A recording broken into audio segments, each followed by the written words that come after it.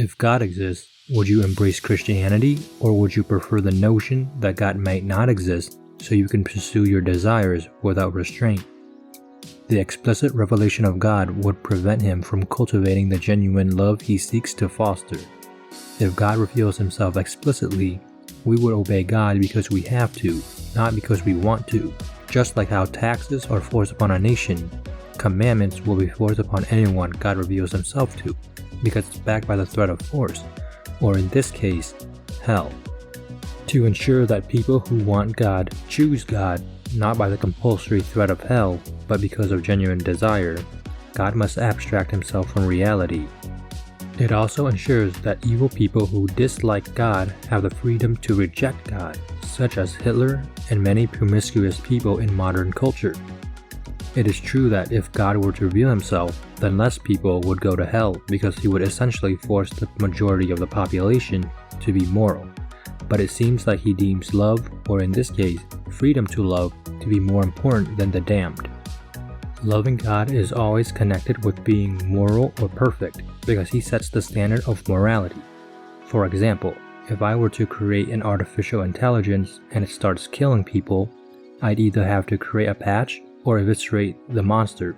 Hell is eternal because Adam was perfect and immoral, and he sinned against an eternal being, so the consequence would also be eternal. To rectify this, a perfect and immortal being must also pay the debt to redeem Adam, which is what Jesus did on the cross. God chose to patch his intelligent creation, but on the condition that we'd even want it.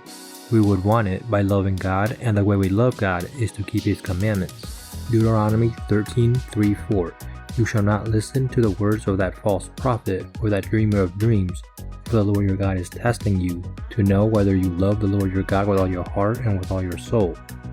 And in John 14:15, Jesus says, If you love me, keep my commandments. God measures our love by the commandments we keep, so just because God explicitly reveals himself to people doesn't mean they'd still obey him. This pattern first emerged with the devil, one of the closest angels to God, who chose to disobey. Similarly, Adam, though perfect, also disobeyed. Even the Israelites, who witnessed miraculous signs and wonders like the splitting of the Red Sea during the Exodus, still disobeyed.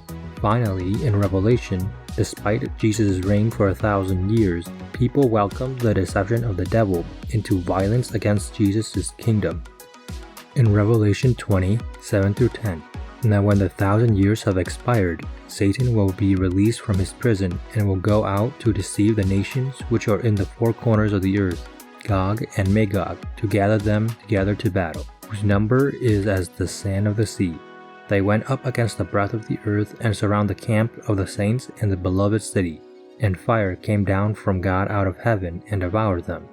The devil who deceived them was cast into the lake of fire and brimstone, where the beast and the false prophets are, and they will be tormented day and night forever and ever. The historical precedent of disobedience, from the fall of Lucifer to the defiance of the Israelites, highlights the fallibility of explicit revelation in fostering unwavering devotion. Life is now God's filtering process for people who earnestly seek him and those who reject him. Just like how Adam overrides his perfect program to sin, God now wants us to honestly attempt to override our sin nature and love him by keeping the commandments. Ultimately, if sinful creatures tried so hard to be with God, then it would be unlikely they'd sin again after they're reborn as perfect creatures in the image of God, which would provide a great foundation for a loving relationship. What else can we give an eternal being that can create anything he wants, but our mind, heart, and soul, because love can't be taken, only given.